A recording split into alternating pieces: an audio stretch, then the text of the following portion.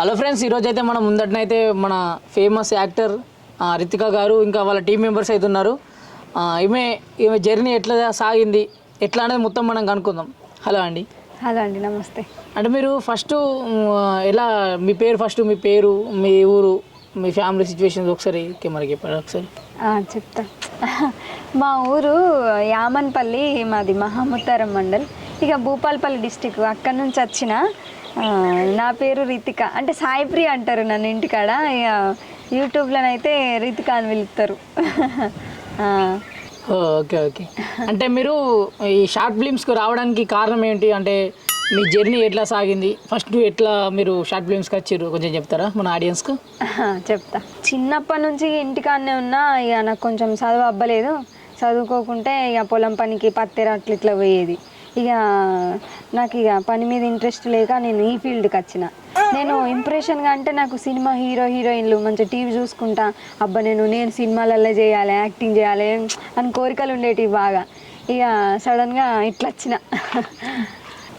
Okay అండి. అంటే మీకు ఈ ఛానల్లో ఫస్ట్ చేయాలని ఎవరు మిమ్మల్ని పిలిచిర్రు? ఎట్లా మీరు వచ్చారు ఈ ఛానల్కు? నన్ను ఎవరు పిలవలే. నాకు చిన్నప్పటి నుంచి ఇంట్రెస్ట్, అందుకనే నేను వచ్చిన. నాకు యాక్టింగ్ అంటే ఒక పిచ్చి. యాక్టింగ్ చేయాలి, నేను ఇట్లా ఎదగాలి, పైకి రావాలి, ఇట్లా నేను అందరు నన్ను గుర్తించాలి అని బాగుంటుంది నాకు. ఆ పిచ్చితోటే నేను ఇట్లా స్టార్ట్ చేసిన. అంటే ఎవరు పిలవలే? నన్ను ఎవరు పిలుస్తారు? నాకే ఇంట్రెస్ట్. నన్ను ఎవరు పిలవలేదు. ఓకే ఓకే అండి.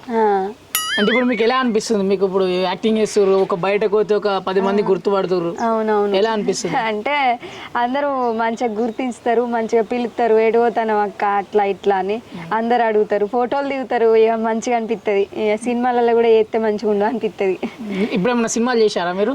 అంటే చేస్తున్నా ఇప్పుడిప్పుడే.